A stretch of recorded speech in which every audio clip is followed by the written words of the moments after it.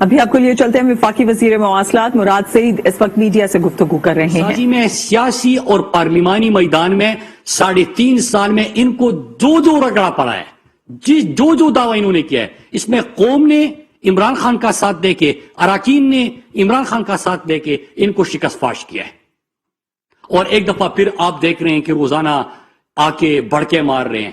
تو انشاءاللہ اس دفعہ بھی ان کو ایسی برتناک شکست ہوگی کہ 3.5 سال میں جتنی ان کو شکست ہوئے ہیں وہ بھی آپ بھول جاؤ گے، ایسی برتناک شکست انشاءاللہ ان کو ہوگی، اور تحریک انصاف کی حکومت، عمران خان کی حکومت مزید مضبوط ہو کے آپ کے سامنے آئے گی، اور انشاءاللہ 2028 تک یہ سر اٹھانے کے قابل نہیں رہیں گے، یہ بالکل ختم ہو جائیں گے۔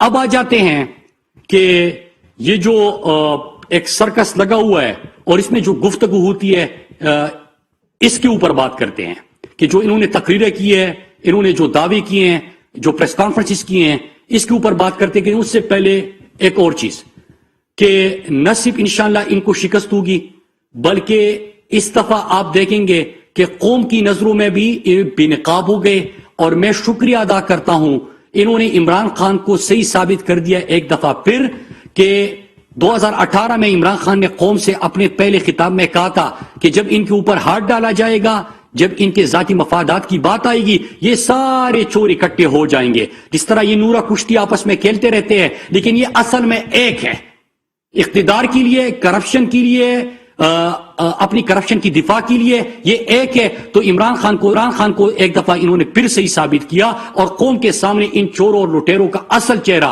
جو سڑکوں پہ گھسیٹنا تھا، پتہ نہیں کہ جو الفاظ ایک دوسرے کے بارے میں استعمال کیے وہ بھی آپ نے دیکھا اور ایکسپوز ہو گئے۔ تو میں تو شکریہ ادا کرتا ہوں۔ پرچی چیئرمین بھی پتہ نہیں کہ مارچ کر رہے ہیں، تقریریں کر رہے ہیں، ان کو تو سنجیدہ نہیں لینا چاہیے، اور اگر کوئی سنجیدہ لیتا ہے تو جس طرح کام پہ ٹانگ رہی ہے یہ سنجیدہ ہے، تو اسی طرح اس کی سیاست سنجیدہ ہے۔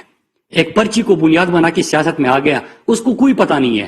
اب 12 اس کو سنتے ہیں کہ بارش آتا ہے تو پانی آتا ہے، کلو انڈے، درجن آلو کام پہ ٹانگ رہی ہے، مطلب کیا مذاق ہے یار۔ تو جو تقریر نویس اس کا ہے میرے خیال سے یہ اس کو وہ 3 ایڈیٹس اگر کسی کو یاد ہو اس میں جس طرح تقریر لکھی گئی تھی اس کے ساتھ کوئی کر رہا ہے تو وہ الگ کہانی ہے۔ شہباز شریف قوم سے خطاب کرتے ہوئے کہہ رہے ہیں کہ یورپ کو ناراض کر دیا عمران خان نے۔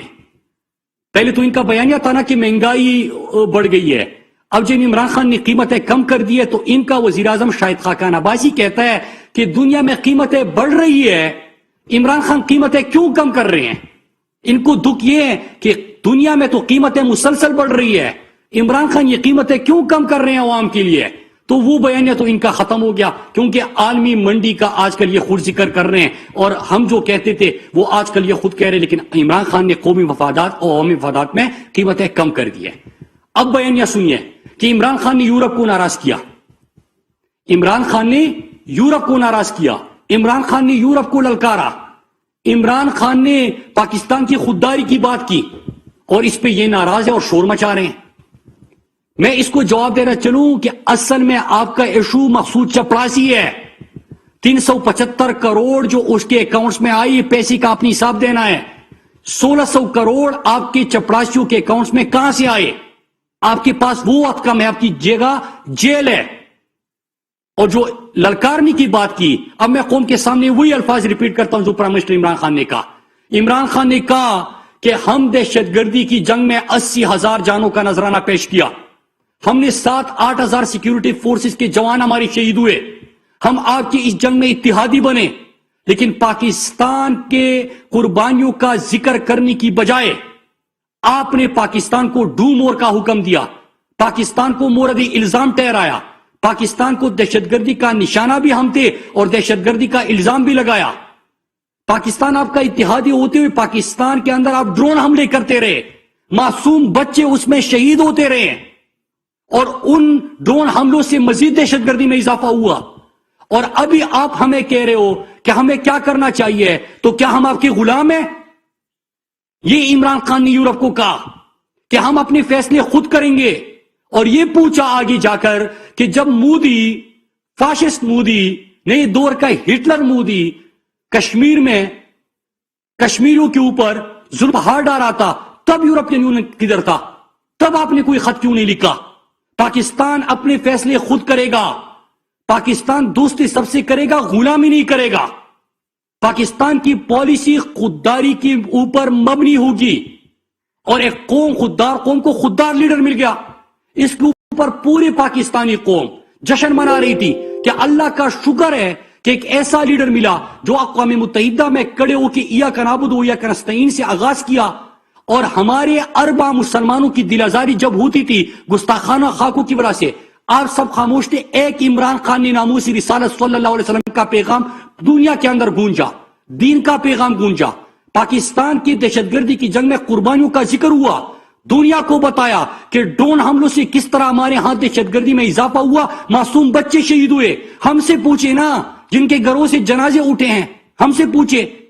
تو عمران خان نے ہر پاکستانی کی نمائندگی کی، بلکہ کشمیر کے پاکستان کے سفیر بن کے گئے تھے، اور دنیا نے دیکھا کہ عالم اسلام کے ترجمان بن گئے۔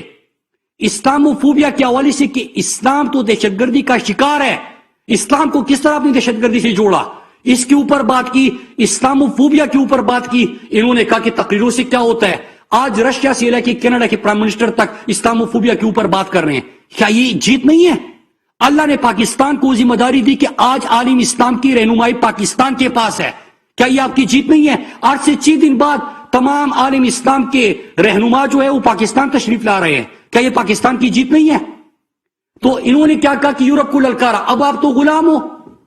میں ان کی تاریخ بتاتا ہوں کہ نواز شریف، آپ کو یاد ہے کہ اپنے ذاتی کاروبار کے لیے جب یہ انڈیا گیا تو حریت رہنماؤں سے ملاقات نہیں کی، اور انہوں نے اپنے کاروباری دوستوں سے ملاقات کی۔ سجن جندال کو بغیر ویزا کی مری بلایا، مودی کو اپنے نواسے کی شادی پہ بلایا۔ برکا دت نے کتاب میں لکھا کہ مودی سے چھپ کے کیا منصوبہ بندی اور کیا کولمبو میں ملاقاتیں کر رہا تھا۔ یہ تو نواز شریف خاندان کی اصلیت ہے۔ زرداری امریکہ جاتا ہے، CIA ڈائریکٹر سے ملتا ہے، کہتا ہے کہ ڈرون حملے کرتے جاؤ۔ یہ جو پرچی چیئرمین ہے، ان کی والد کی بات کر رہا ہوں، زرداری، ڈرون حملے کرتے جاؤ، بے شک پاکستانی مرے، ہم سنبھال لیں گے۔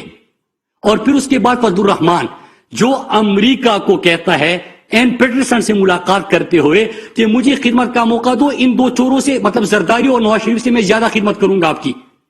تو ان کی یہ اصلیت ہے جس کی ناراضگی کی آپ بات کر رہے تھے۔ اگلی دن پی ایم کی تقریر کے بعد ان کا پی ایم کو فون آیا تھا اور پرائم منسٹر کو کردار ادا کرنے کی ریکویسٹ کی تھی انہوں نے یوکرائن کے تنازع میں۔ تو دنیا بھی خوددار قوموں کی عزت کرتی ہے، دنیا میں بھی خوددار لیڈروں کی اور خوددار قوموں کی عزت ہوتی ہے۔ اللہ کا شکر ہے آج پاکستان کی پالیسی آزاد اور خودداری پہ مبنی ہے، تو آپ کو تو شرم آنی چاہیے۔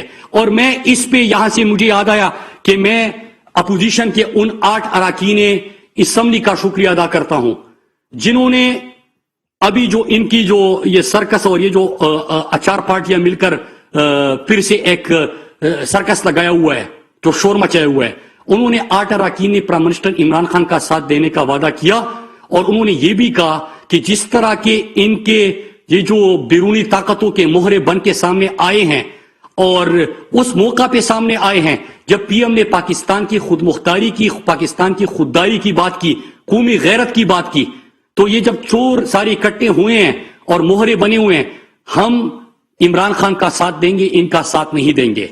اور یہاں تک کہا کہ جب ہم اپنے حلقوں میں جائیں گے تو قوم تو غیرت مند ہے، لیڈر اگر چور ہے، یہ سارے چور اگر تھے، ان کے تو ذاتی اکاؤنٹس باہر تھے نا، یہ تو بات نہیں کر سکتے تھے۔